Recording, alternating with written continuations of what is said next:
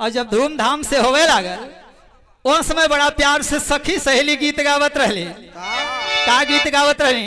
अरे ऐसना बराती ना देखय तक जिया करे धाका धा।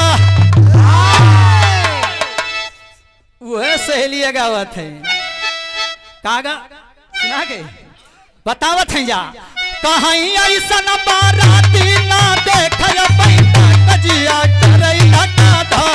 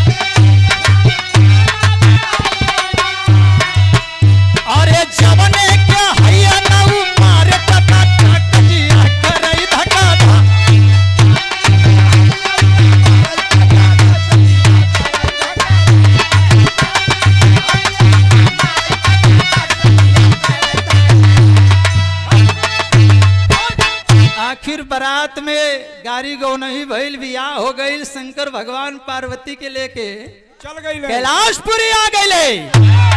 और जब कैलाशपुरी में अइले ना धीरे धीरे 1 महीना बीतल, 2 महीना बीतल, 3 महीना बीतल।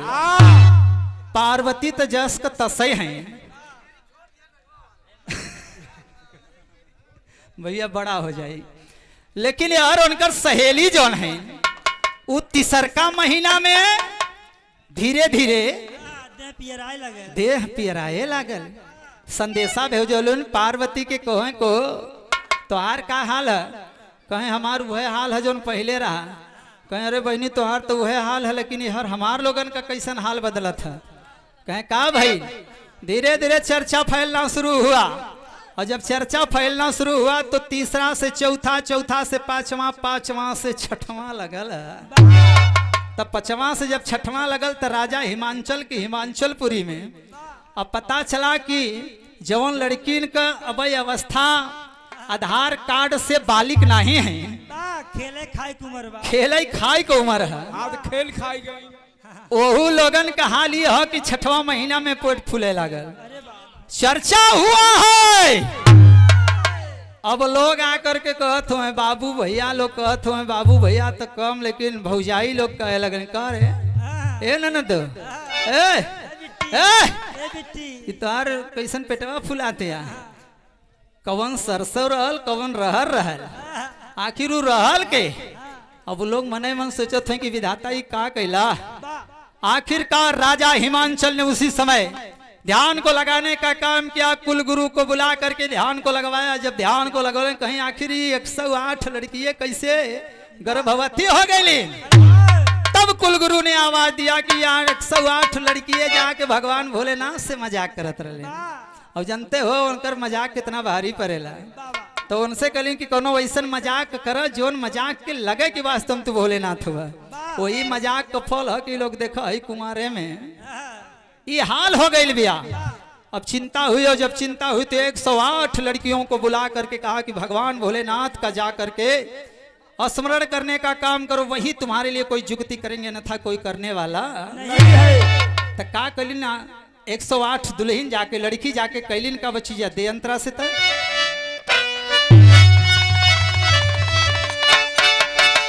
तराउर 108 बा अरे रहलिया दुनिया रमात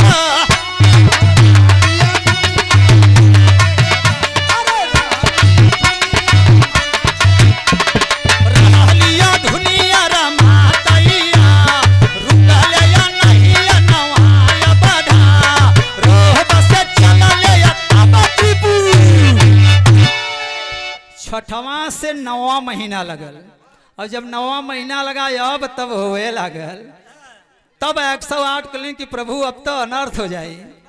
आखिरकार तीनों लोक के मालिक भगवान भोलेनाथ प्रकट भैले। और जब प्रकट भैले तो अपने स्वरूप में प्रकट हुए हैं, लेकिन उन 108 लड़कियों को वही रूप दिखाई दे रहा है जो बगिया के बीच में बैठे हुए थे। और जब देख लें कहें प्रभु आपे कई देन है कि आज हम लोगन के गर्भवती बना दे, लेकिन ये कलंक से हम लोगन के दूर करा।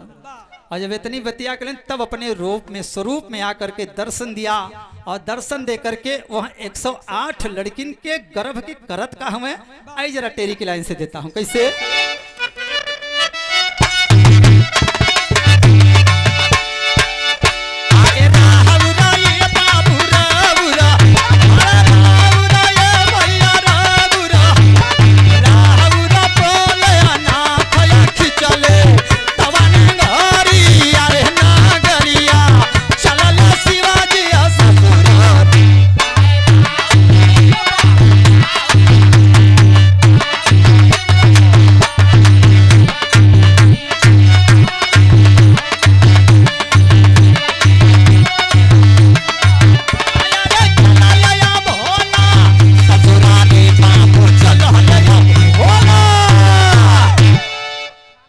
वही समय 108 उन बालाओं के गर्भ को खींचने का काम किया। और जब गर्भ के खींचे का काम कैले, जोने स्थनवा पे गर्भ के खींचे का काम के लिए, वही स्थनवा पे एक नारी बहुत दिन से भगवान भोलेनाथ की तपस्या कर रही है। तपस्या का फल चाहिए प्रभु, और फल में मुझे एक पुत्र चाहिए, और जो पुत्र मेरा हो वो पुत्र अजर अमर हो। अब भगवान भोलेनाथ सोच रहे कि हर से तो खींचब, लेकिन हर यहो तपस्या करता यहू के ध्यानवा टूट जाई। अभी हमारे दर्शन के लिए थे कि लड़कियां कहां से दे। आखिरकार वो दुल्हन कौन थी, वो नारी कौन थी जो भगवान भोलेनाथ का युगों युगों से तपस्या कर रही है एक अमर वरदान प्राप्त करने के लिए, अमर पुत्र प्राप्त करने के लिए। तो भाव कभी नहीं दिया। देव अच्छी जरा लाइन था।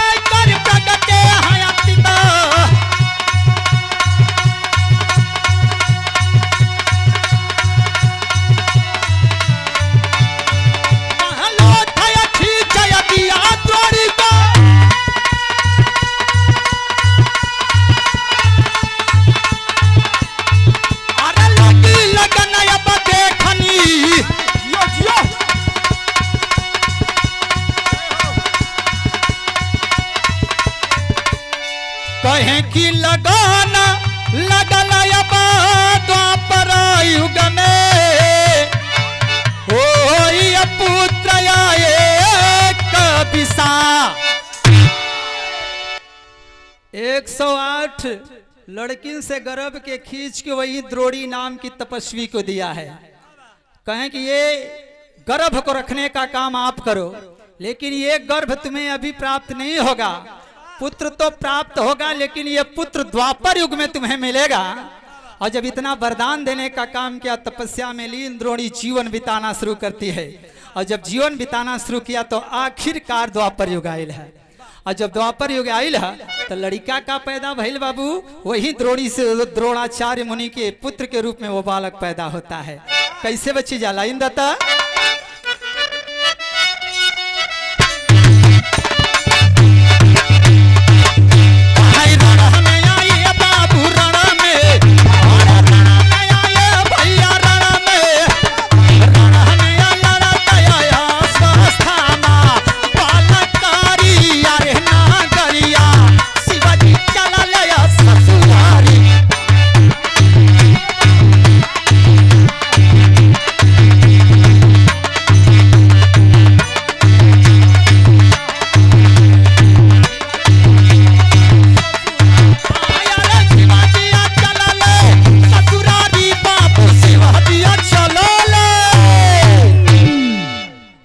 बाबू, वही द्रोणी के माध्यम से द्वापर युग में एक बालक ने जन्म लिया, जिस बालक का नाम अश्वस्थामा बताया गया। अरे वाह। और जब अश्वस्थामा धरती पे जन्म लिया तो इधर युद्ध कौरव और पांडव के बीच में हुआ है। कुंती का लड़का लड़त हो करण, और वही रण मैदान के बीच में 108 नारी का भी लड़का लड़त हो अश्वस्थामा। लेकिन जिस समय कुंती पैदा हुई थी तो 20 नारियों ने अपने लोथ को खिंचवाने का काम तो कर दिया, लेकिन उस समय उनको भ्रम हो गया था कि आखिर ये भ्रम पैदा हुआ। और जब भ्रम पैदा हुआ तो भगवान भोलेनाथ ने कहा कि मैं तुम्हें इस श्राप से तो मुक्त करने का काम कर रहा हूं, लेकिन जो पैदा होगी लड़की, उस लड़की के माध्यम से जो होगा वो दुनिया के बीच में अजर अमर नहीं होगा। और कर्ण से उसी कुंती से बालक ने जन्म लिया रण मैदान के बीच में। आखिरकार कर्ण मारा गया, क्योंकि भ्रमित होने का काम उन औरतों ने किया था। लेकिन इधर श्रद्धा को लगा करके 108 नारियों ने पूजा किया था। और जब 108 नारियों ने पूजा किया तो उधर द्रोणी ने भी पूजा करने का काम किया, तो हो गए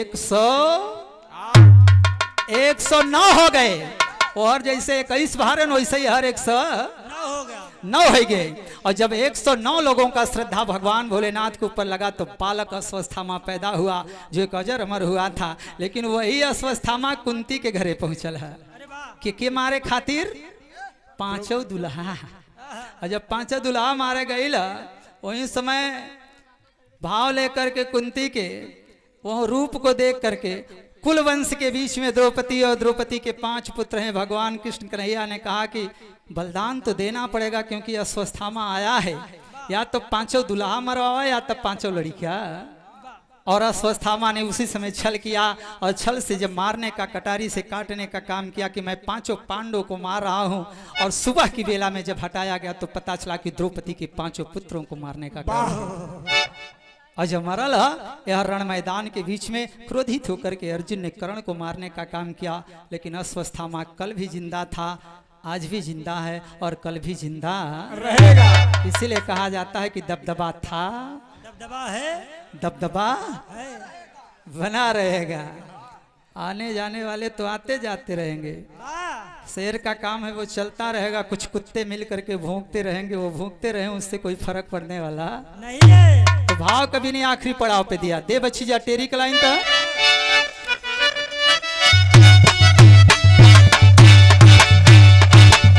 अरे राजा ये बाबू राजा, अरे राजा ये भैया राजा, राजा राम कहीं भंवरा से ऐसा न लिखिए बहुत कजारी, यारे ससुररिया चला ले शिवाजी ससुरारी।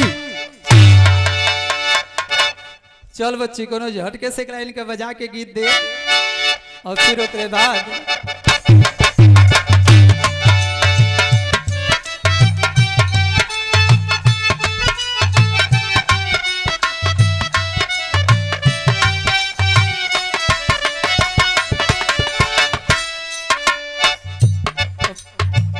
बेचारा देखा था कि पुरनिया गवैया है तो पुरनिया गीतिया लगाई।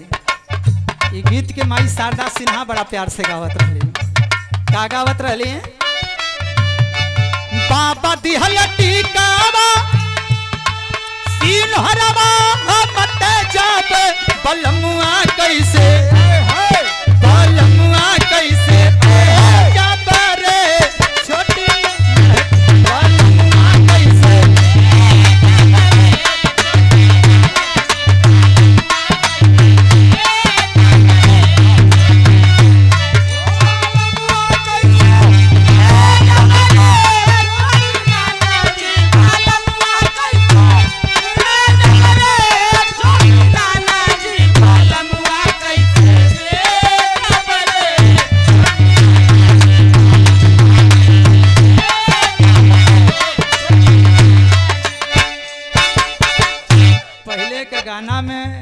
रस रहत रहे, चाहे कोनो भी परिवार हो आराम से वो गीत के गाला। लेकिन आजकल का तो जमाना ऐसा हो गई है, देवरा ढूंढी आजकल तो लोग गीत गावत हैं कि ढूढ़िए में चाय पियब। ये साला वो कौन कप हुए कि जौने में चाय डाल देबा तो नजरी हो। अच्छा वहां तक तो कुछ ठीक है रहा। अब गीत निकल गई है। अब गीत निकल गई कि नया नया ड्राइवर। अब बताओ हमें लगा था कि ओकर सर्टिफिकेट उके लाइसेंस वाइसेंस ना मिला।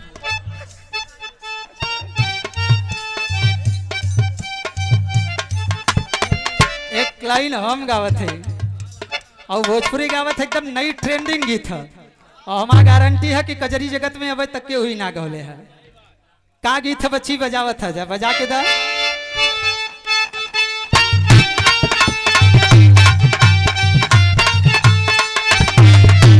दोनों आशिक अपन महबूबा से कहते यार हमार अखिया धड़केली तो हर अखिया फड़के कि ना।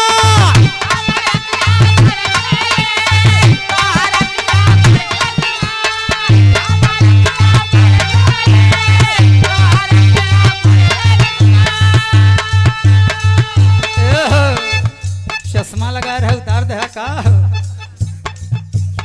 वो लड़किया से लड़कवा कहते यार हमार अखिया फड़केली तो हर अखिया फड़के कि ना।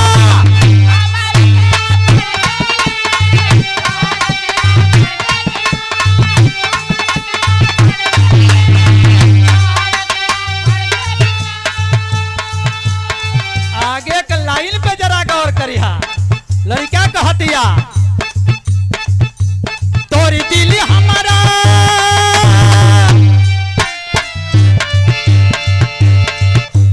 तोरे दिल हमारे में धड़केला हमारे वाला तोरे में धड़के कि ना। तोरे दिल हमारा में धड़केला हमारे वाला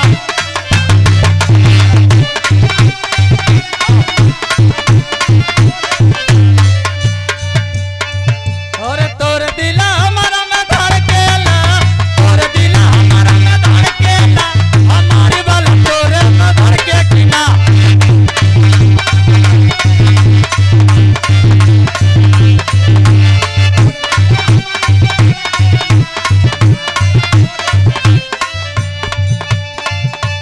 रोम रोम रोमा रोमा मांगिली हली दुआ दुआ।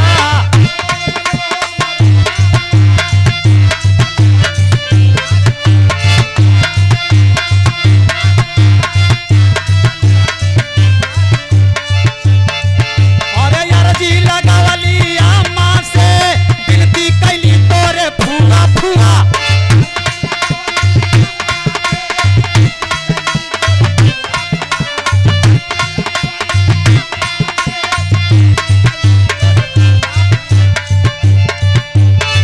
हम पानी सर गेला तोर पानी सर के कि ना।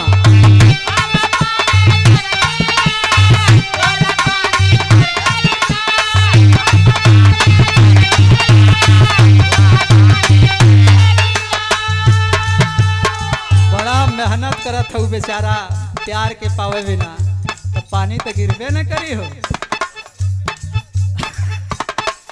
बतावत या पनिए का तो कुल ए नाते कहले हम पानी सर गेला तो हर पानी सर के कि ना।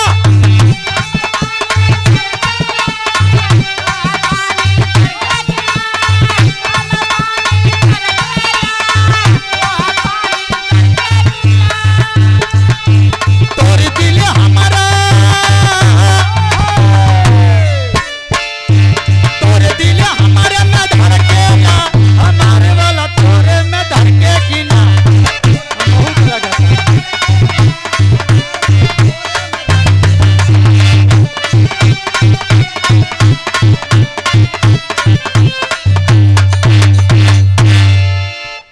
भैया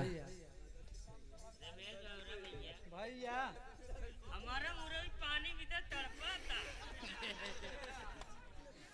इतना पानी दिने में बरसन तबो तो हर मुड़ई तरपता न तड़पे भैया।